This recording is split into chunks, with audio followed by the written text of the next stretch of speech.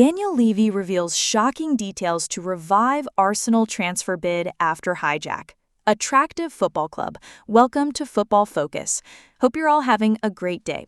Before we kick off, if you love football, hit that subscribe button and give this video a thumbs up. Let's dive in. The transfer battle for Eberechi Eze has erupted into full-blown North London chaos, and Tottenham Hotspur's chairman, Daniel Levy, is once again at the center of the storm.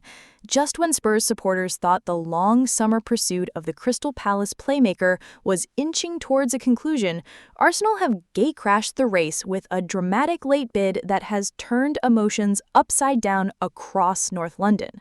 This is not just another transfer story.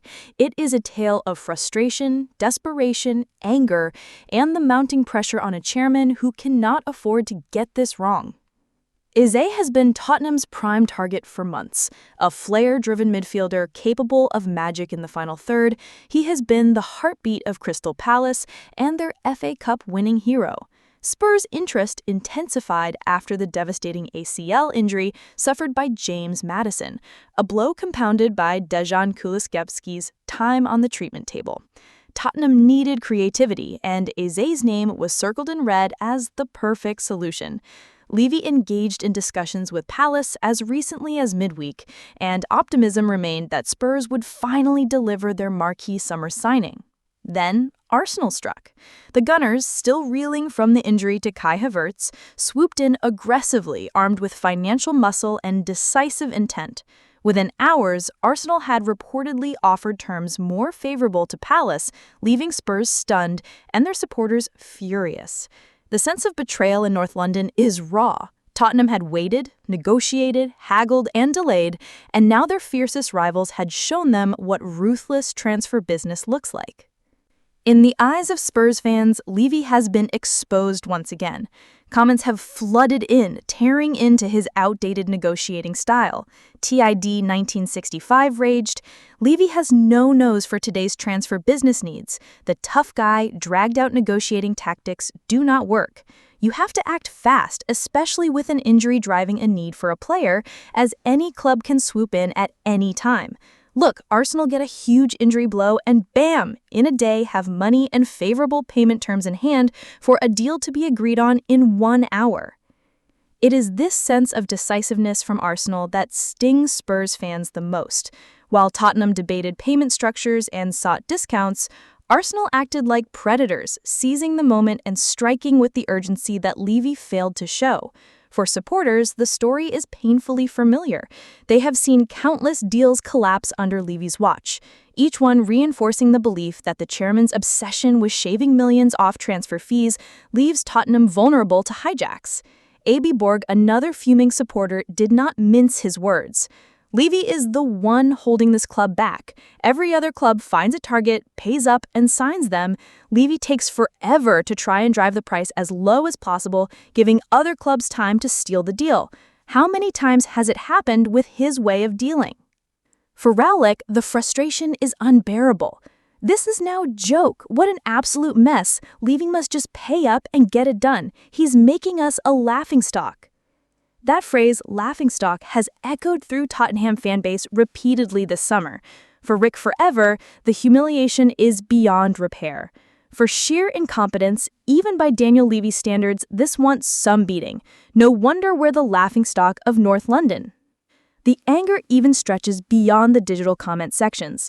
Some fans are threatening to protest at upcoming matches, turning the Bournemouth clash into a potential stage for anti-Levy sentiment. Housestrap declared, "The only reason I might turn up for the Bournemouth game is to protest against this absolute joke of a chairman. Absolutely screwed us. I've never been so angry at this tin pot club."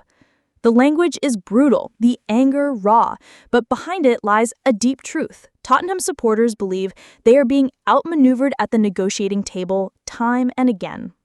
For years, Levy has been praised in business circles as a shrewd dealmaker, a chairman capable of extracting maximum value from negotiations. But football fans do not live in balance sheets. They live in the thrill of transfers, the hope of new signings, the dream of ambition. To them, Levy's prudence has become a curse, his reluctance to act swiftly a liability. Jeff COCOP summed up the paradox perfectly. As usual, Levy's dithering is going to cost us. For the life of me, I can't understand how such an obviously successful businessman can be such a donut when it comes to football matters. However, let's at least test the Gooners' resolve by chucking £70 million down on the table and making them beat it if they really want Eze. That is the challenge now facing Levy.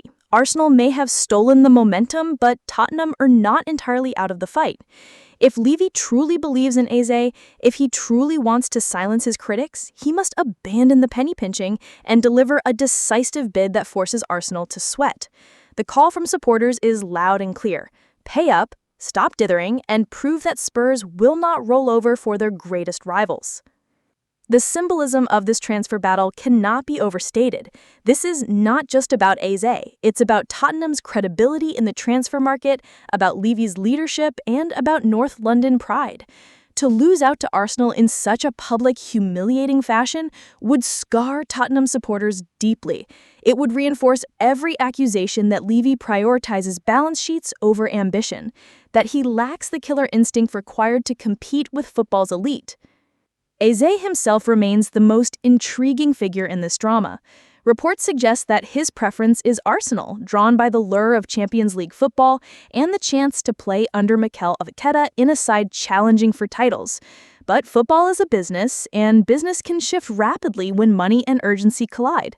Spurs could yet tempt Palace with an irresistible offer, forcing Arsenal to either match it or risk losing out. This is the crossroads Levy faces. Act boldly, and Spurs may yet snatch victory from the jaws of humiliation.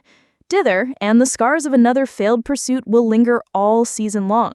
Fans have had enough of almosts and nearlies.